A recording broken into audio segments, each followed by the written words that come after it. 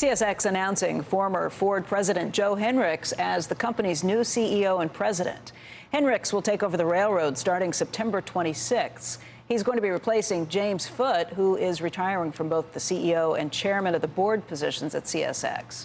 Joining us right now is Joe Hinrichs. Of course, he's going to become the CEO of the railroad company starting September 26th. And Joe, boy, you know how to have some timing here. This is a time when we've been more focused on the railroads than any other. Congratulations. What happens first? Let's just talk about what you're hearing right now from this potential deal that looks like there is some sort of agreement. What happened?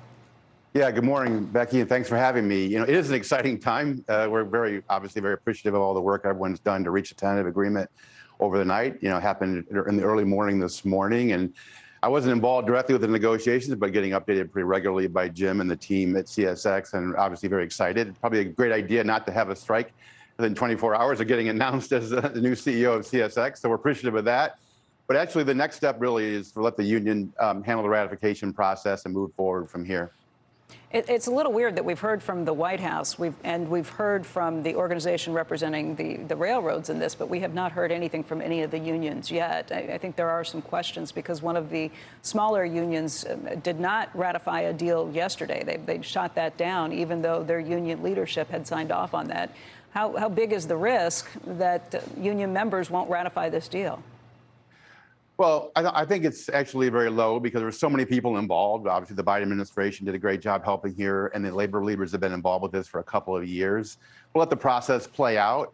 But I think obviously one of the reasons why that might not have been ratified was they're waiting for the bigger agreements to be reached with half of the population, which happened overnight. So I think we'll have clarity now with the totality of the package, and I think we'll all move forward together.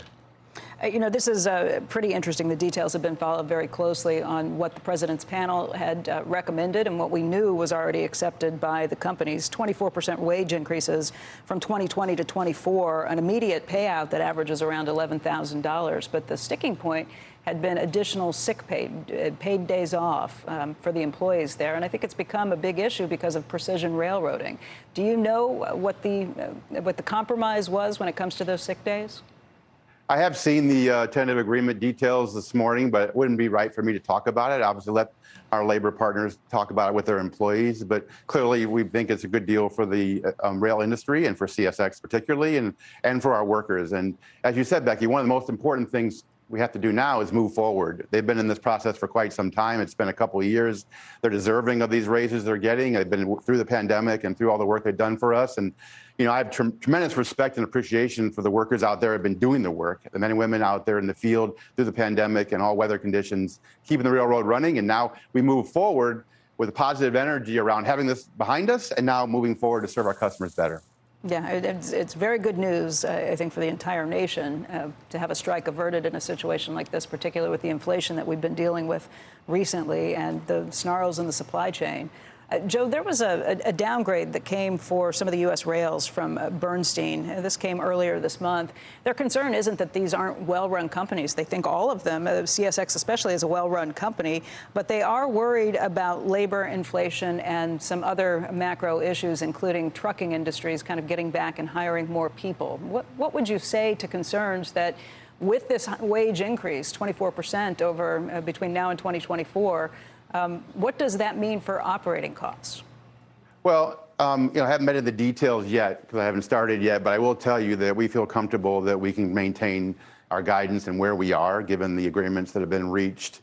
And what I can tell you, Becky, is that rail is still a much lower cost opportunity for shippers compared to trucking. It's 3 times more fuel efficient. Emissions are much better.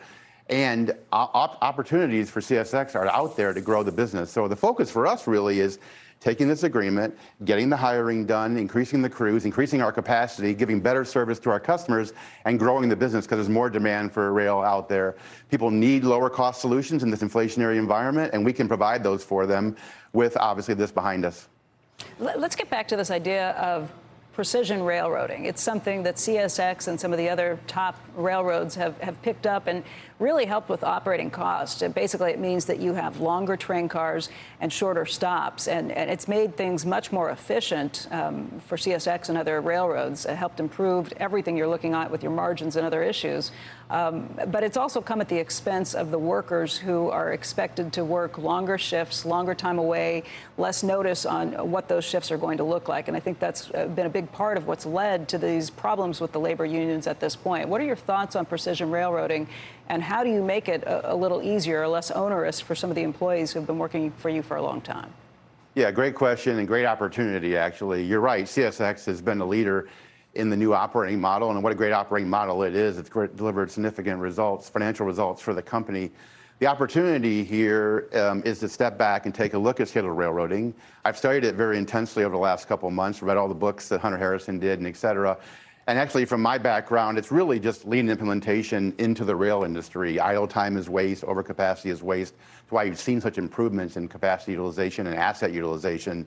Now we need to engage the workforce with this operating model that we have to figure out how can we move from here? How do we build from here? How do we use this operating model that we have that delivers very strong results to better serve our customers and, frankly, better serve our employees, and let them be part of the discussion around how do we improve the business going forward.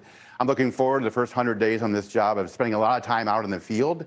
I think you know from my background, I spent a lot of time in manufacturing in the auto industry. I led 4 national negotiations with the UAW, so I'm well versed in this topic. And I want to be out there with the employees, listening to them, getting to know our labor leaders. And let's start to build from here, improve our service, make it a better experience for our employees, and continue to improve the business overall. Yeah, Joe, it's pretty unusual for a railroad to bring in somebody who's not a lifer in that railroad, let alone somebody who's not a lifer in the railroading industry. What's the learning curve been like trying to figure this stuff out? Obviously, a huge background in manufacturing, but what's different about the railroads? Well, you know, it's business to business as opposed to serving customers at the end who are consumers. But really, a lot of the core basics are there. It's a service plan versus a schedule. It's employees. 85% of our employees are unionized, very similar to the auto industry. And it's all about using your operating model to better serve your customers to grow the business profitably. I mean, I was obviously there working for Alan Mulally when he came in from Boeing to Ford, and we had the One Ford plan, a lot of success during that time frame. And we have the One CSX plan at CSX around building the culture and working together environment that can lead to better results. And what an opportunity we have. Strong operating results today and an opportunity to grow with the better ESG proposition and better cost proposal for our customers. We just need to take advantage of this time to grow the business and work together to do that. Let's just talk a little bit about how you go about doing that. You know, if you're going to be on a 100-day listening tour talking to your employees, you're going to get an earful from them right after this contract negotiation. You might think that buys you 5 years, but because this has been negotiated for 3 years at this point, you really only have 2 years before you're back in the thick without a negotiation again, or without a contract and back into negotiations pretty heavily.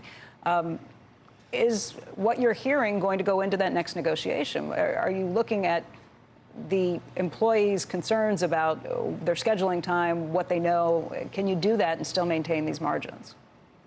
Well, we believe we can, and I think it's really important that we get out there and listen to our employees and engage in a healthy dialogue with our labor partners and the union leaders that serve them in regards to what are the main issues. And I believe that if you work together and you listen to each other, you can find solutions. I've been involved with labor negotiations for 30 years, and I believe very strongly that at the core, the people that do the work, that add value to our company, are out there serving our customers every day. So we want to engage them into being part of the solution.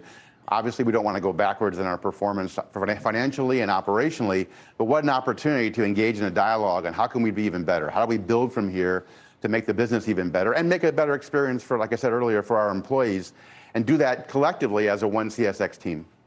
The other concern about precision railroading, of course, is that it hurts smaller shippers, too. They don't have the same leeway. Burlington Northern Santa Fe does not use it because of those concerns. What would you say to customers who maybe don't have the same bulk of some of the larger customers?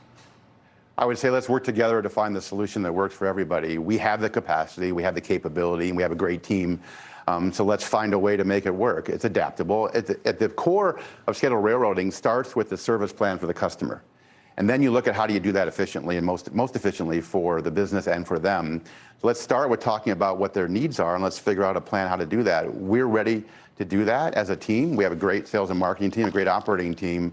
We want to sit down and talk about how can we serve our customers better and how can we grow the business together, because again, they're under pressure for better environmental solutions. They're under pressure for cost. We can be part of that equation.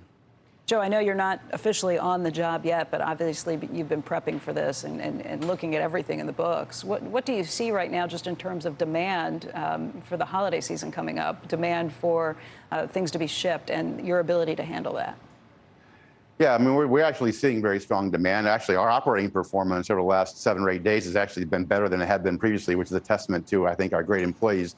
But we are definitely seeing strong demand. Right now, there's more demand for our business than we can provide, which is why we're hiring and why we're training so many people and adding to our crews. What a great opportunity in this environment. But we're seeing strong demand, and we continue to see strong demand throughout the year.